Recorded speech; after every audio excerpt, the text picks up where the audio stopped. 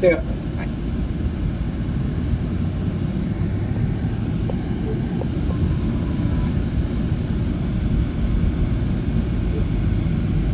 I wasn't mistaken. I walked out of my room, but couldn't make it all the way through the living room because my body still felt weak. The entire house was shrouded in darkness, with the thunderstorm illuminating parts of it. I watched a dark figure enter and close the door behind him. The light flickered on, illuminating Emmett's face, and my breath hitched. He was drenched from the rain, and the first thing he did upon entering was start unbuttoning his wet shirt. The room shifted instantly. Shadows peeled away, retreating from the soft golden light that bathed the space in a quiet glow. Emmett moved without a word, his motions deliberate yet completely at ease.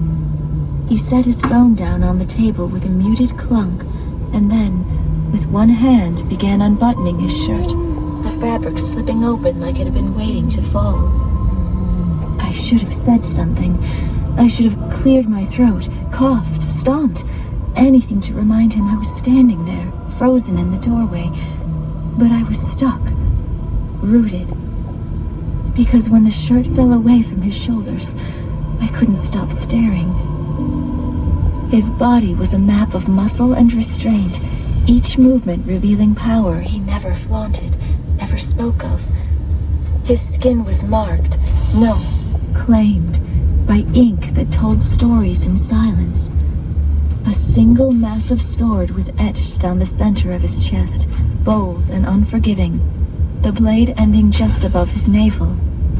And along his ribcage, in delicate, precise lettering, was something written. I couldn't make it out, but I could feel the weight of it, like it wasn't just ink. It was a vow. My breath caught, not because of what I was seeing, but because of what it made me feel. Emmett was always composed, soft-spoken, kind even.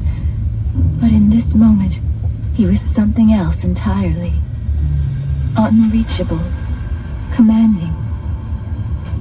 He finally turned, his eyes locking with mine, and I gasped, the sound slipping out before I could stop it.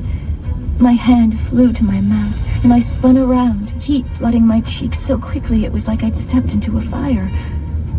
I didn't mean to.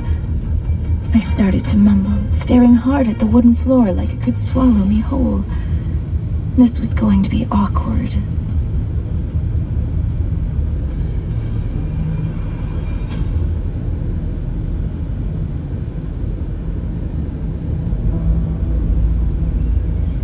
I heard what happened at the examination grounds. Her blue eyes shifted toward me as she held her teacup with grace. Even after everything that had transpired, she maintained her poise. Her posture was always upright, and her demeanor was stern. 2 candidates committed a crime, and then lied to Maximus. I used the words the others had been employing when discussing that incident. And you got them expelled? She tilted her head, her eyes questioning. Arrested. We cannot allow such dangerous creatures to roam freely, I replied, refusing to take the teacup that her royal beta had been holding for me. Larry Tabodia had been friends with her since childhood, but when my mother left the pack, he was left behind. Relax and let Kroger Delivery handle your grocery shopping this week. We start with only the freshest items. Then carefully pack your order in our refrigerated trucks. And our cool trucks keep your food fresh right to your door. Fresh groceries your way with Kroger Delivery. And right now, you can save $20 on your first delivery order. Kroger, fresh for everyone. Now that my mother was back in her pack and serving as Alpha Queen, she had hired him to work for her. Norman, who is the victim?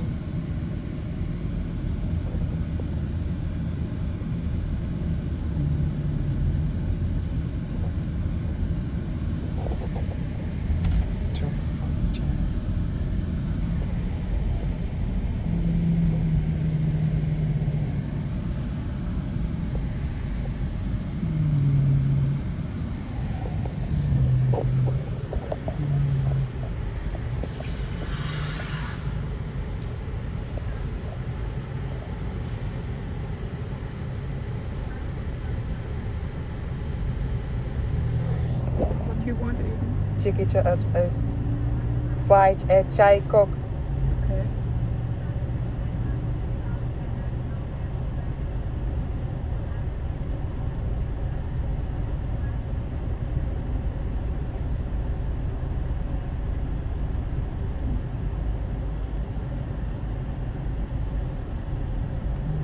Eet ik je opera op.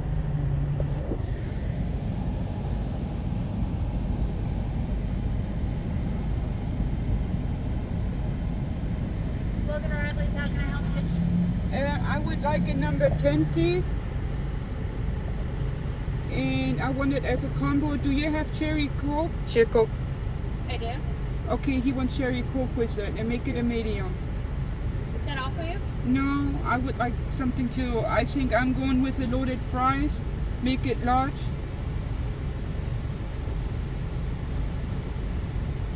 And that be all. 15.56. Thank you.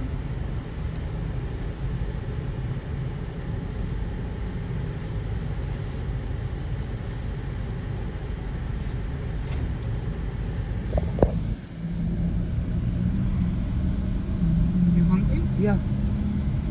Yeah. Okay, the spicy chicken sandwich. Spatje.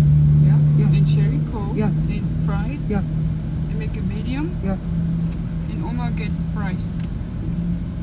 Good? Spatje chicken is in. Yeah, yeah. Spicy chicken sandwich. That's what you get.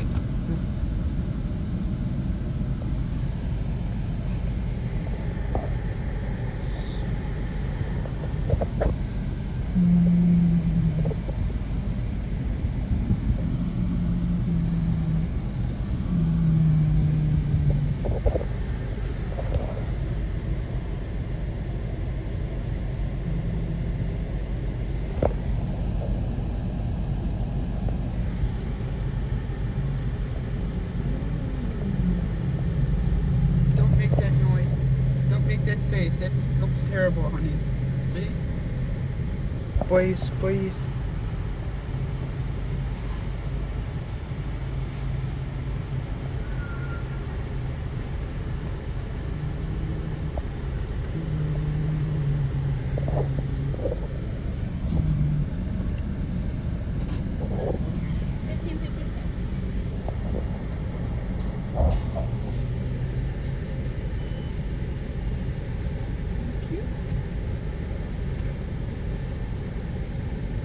Here you go, Evie.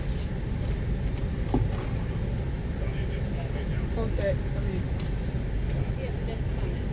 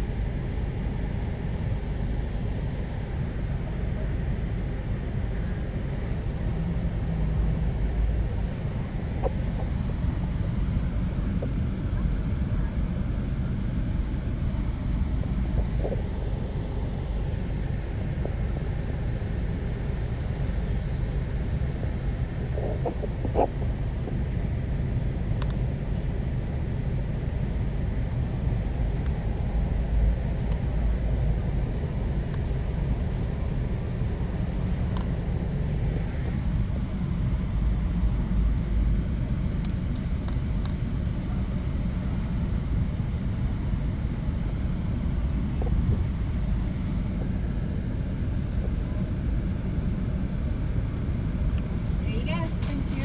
Have a great day. You too. Can you hold this?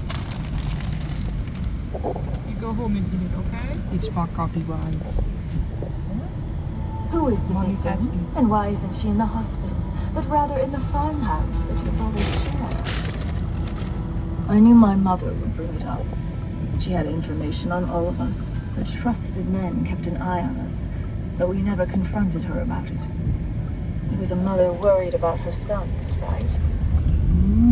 Since you know she is staying at our farmhouse, I'm sure you must know who she is, I replied, shaking my head.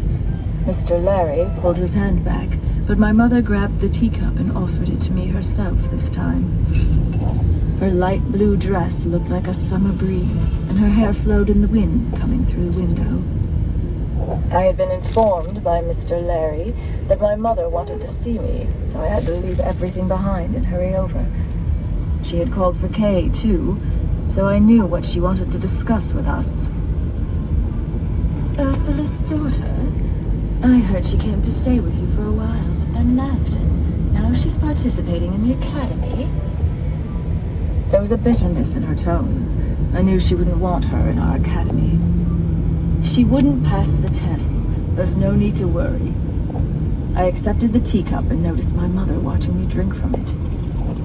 Yet, she is in the farmhouse. Anyway, I didn't bring you here to talk about some useless creature or the gold digger's daughter. I'm here to make a suggestion. She straightened her back, playing with the black diamond on her finger. It was a rare gem, just like my mother. She was rare, too. Hi, I'm sorry I'm late. That's when Kay barged in, anxious and flustered. I hated how my mother's presence made her feel. He was always on edge around her, constantly worried about doing something wrong. It wasn't just the big things. Even a cough from him would upset her. It's nothing new, my mother said with a bright smile, attempting to play it off, but her comment must have stung Kay. It's all right.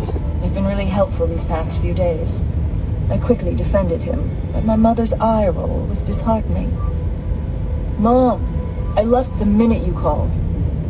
Kay had a smile on his lips as he turned to our mother, Lady Darcy Katz, but she was so imposing that she didn't even acknowledge him and instead interrupted. Release the two students. She leaned back, crossing one leg over the other and watching us for a reaction. Huh? Sydney and Lamar. They have committed a heinous crime. If they are given a chance today, they will do it again, thinking they're invincible. Kay looked so passionate when discussing what was right that it honestly made me feel guilty for not doing the same. Oh, Kay has decided to start focusing on the right things and not play in the grass anymore. My mother's comment made Larry turn toward us and laugh along with her. They are treasures, not some grass, I stated loudly, wiping the smile off Larry's face. Whatever. My mother used a rough tone. But release those two. You don't have any proof. Besides, you do know who Sydney's father is. He's a royal beta of the Blood Hunters pack and also the biggest investor in my jewelry company. My mother's eyes lingered on Kay, who looked incredibly uncomfortable hearing her demand for Sydney and Lamar's release from custody. Mom, the girl is awake and... I watched Kay trying to explain, but my mother shook her head. So, make her go back to sleep then. Her words sent a shudder through Kay's body right in front of my eyes, and I felt a little pain in my heart. You're not going to cause so much trouble for the sake of that rogue, wolfless bitch, are you? Our mother scoffed. Do you know the alpha of the Blood Hunters pack has been putting so much pressure on us? And by the way, must I remind you of the rules? Rogues that are not part of the academy are pretty much vulnerable and not the responsibility of anyone. Even if she Hi, dies, Aiden. Lamar and Sydney cannot be held accountable. The Hi, words boy. hung in the air like a cold slap. My mother's voice had always been commanding, but this time it sliced with surgical precision. I know. The rogues who are not part of our mansion or the academy, she said, her voice sharp and measured. Do not fall under any rule. I froze. The blood in my veins turned to ice. Of course, I knew that. We all did. But hearing it spoken aloud so plainly, so ruthlessly, stirred something I couldn't quite name. Aiden, stop it. I had forgotten the brutality of that clause, or maybe I had just chosen to, because remembering meant accepting how expendable the rest of them were. Outside our territory, rogues were nothing. They had no shield, no voice, no one to speak for them, not even Stop us. it! I glanced at Kay. His jaw was Damn it! tight, his fists clenched at his sides. He You're didn't not look at getting the her. food in a could see minute. the I eat it storm all in and you his don't eyes. stop. He No. wanted Then to stop speak. it. Yeah. I could feel it. He wanted to fight.